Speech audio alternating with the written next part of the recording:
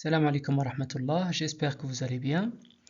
Aujourd'hui, on va entamer, Inch'Allah, le 6e chapitre, les espaces verts. Dans ce chapitre, on va voir la conception, la planification, les composants, les végétaux et la gestion des espaces verts. Les espaces verts, ces zones naturelles au cœur de nos agglomérations, vont au-delà d'être de simples étendues vertes. Ils agissent comme des respirations au sein du béton urbain, fournissant un refuge calme où la nature et l'architecture convergent. Ces lieux ne se limitent pas à des décors agréables, mais sont des acteurs cruciaux dans la construction de villes durables et plaisantes à habiter. Ce sont des endroits propices à l'évasion, à la détente et même à l'apprentissage.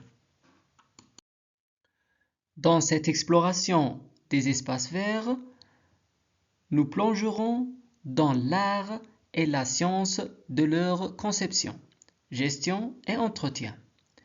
Des herbes délicates aux arbres majestueux, en passant par de petits étangs qui ajoutent une touche aquatique. Chaque élément contribue à l'opulence de ces espaces. Que vous soyez passionné par l'architecture, l'urbanisme ou tout simplement épris de la nature en milieu urbain. Ce périple vous conduira à travers les mystères et les merveilles des espaces verts, ces joyaux verts au cœur de notre tissu urbain. La conception des espaces verts s'appuie sur des principes fondamentaux qui dirigent le processus de création. Ces principes incluent l'importance de l'intégration harmonieuse avec l'environnement bâti, c'est-à-dire que les espaces verts sont envisagés comme des éléments cohérents dans le paysage urbain, s'harmonisant naturellement avec les structures existantes. La prise en compte des besoins de la communauté et des usagers. Ça veut dire la conception doit refléter les aspirations de la communauté, garantissant une utilisation inclusive et répondant précisément aux attentes des utilisateurs. L'utilisation de techniques durables et respectueuses à l'environnement, c'est-à-dire par l'adoption de pratiques écologiques tout au long du processus de la conception, favorisant la durabilité et la préservation de l'écosystème. La planification de l'espace vert englobe des considérations spécifiques visant à optimiser son utilisation. Parmi ces considérations, on peut citer le zonage et allocation fonctionnelle, c'est-à-dire la subdivision de l'espace en zones spécifiques, chacune ayant une fonction définie, contribue à une utilisation efficace et équilibrée. Le flux de circulation et d'accès, cela veut dire l'établissement de voies de circulation claires et d'accès facilite la mobilité à l'intérieur de l'espace vert, encourageant ainsi son utilisation régulière.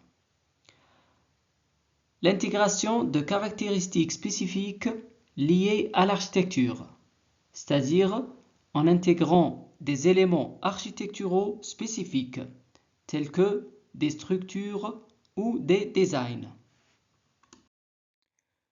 Les composants des espaces verts se structurent autour de 3 éléments essentiels: le support ou la terre végétale, le substrat et le biotope aquatique. La terre végétale offre aux plantes des conditions idéales pour leur croissance. Sa composition avec des éléments comme le sable et l'argile joue un rôle crucial en influençant des aspects essentiels tels que la rétention d'eau et la disponibilité des nutriments. Un sol végétal de qualité favorise une croissance optimale des plantes, renforçant ainsi leur résistance aux conditions environnementales. Le terme substrat se réfère spécifiquement aux matériaux dans lesquels les plantes sont cultivées, généralement dans des conditions contrôlées ou spécifiques à des applications horticoles. Ce matériau est souvent choisi pour répondre aux besoins particuliers des plantes. Le concept de biotope aquatique fait référence à un environnement particulier formé par des plans d'eau tels que des bassins et des fontaines, intégrés de manière essentielle dans la conception des espaces verts urbains. Une gestion durable impliquant des pratiques telles que la filtration naturelle et la sélection des plantes adaptées cherche à établir des biotopes aquatiques équilibrés et écologiquement sains, favorisant ainsi la diversité biologique et le maintien de l'écosystème aquatique. La sélection des végétaux dans un espace vert se fonde sur leur adaptation au climat local et aux conditions environnementales spécifiques. Ce choix intègre des considérations esthétiques pour créer une atmosphère plaisante tout en tenant compte d'aspects fonctionnels afin d'assurer une croissance robuste des plantes. Les gazons dans les espaces verts sont choisis en fonction de leur adaptabilité à des utilisations spécifiques. Leur entretien régulier inclut la tonte, l'arrosage et la fertilisation, est essentiel pour garantir une pelouse bien soignée, répondant aux exigences esthétiques et à l'utilisation pratique de l'espace. Le choix des arbres et arbustes se fait en fonction de la hauteur, de la forme et de la fonction souhaitée pour l'espace vert. Les arbustes ont généralement une hauteur d'environ 7 à 8 mètres, tandis que les sous-arbrisseaux ne dépassent généralement pas les 50 cm. Ces éléments végétaux sont importants pour créer une structure paysagère attrayante, tout en soutenant la biodiversité urbaine et améliorant la qualité de l'environnement.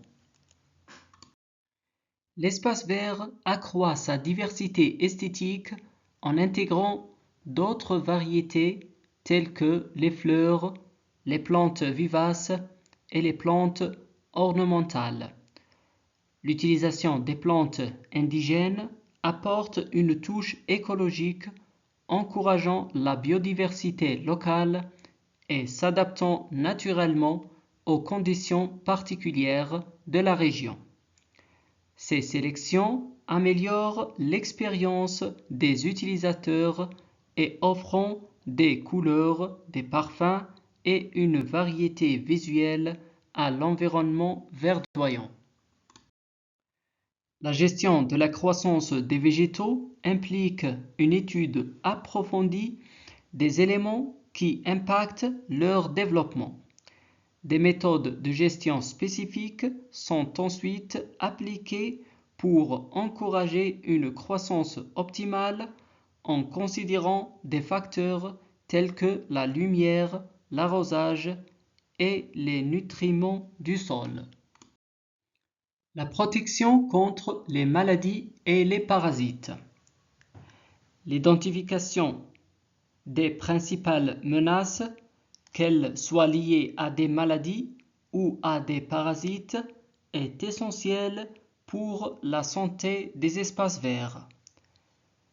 La gestion implique la mise en place des méthodes préventives et de traitement adaptés visant à préserver la santé des plantes. L'élimination des mauvaises herbes implique l'adoption de stratégies écologiques pour réduire leur impact tout en maintenant l'équilibre de l'écosystème. Cette approche encourage l'utilisation de méthodes alternatives aux herbicides classiques, mettant ainsi en avant des pratiques respectueuses de l'environnement dans la gestion des espaces verts. La gestion des déchets des espaces verts urbains englobe des techniques de recyclage et de compostage. Ces approches durables contribuent à diminuer l'impact sur l'environnement tout en adoptant une gestion circulaire des déchets générés dans ces zones. Merci pour votre attention.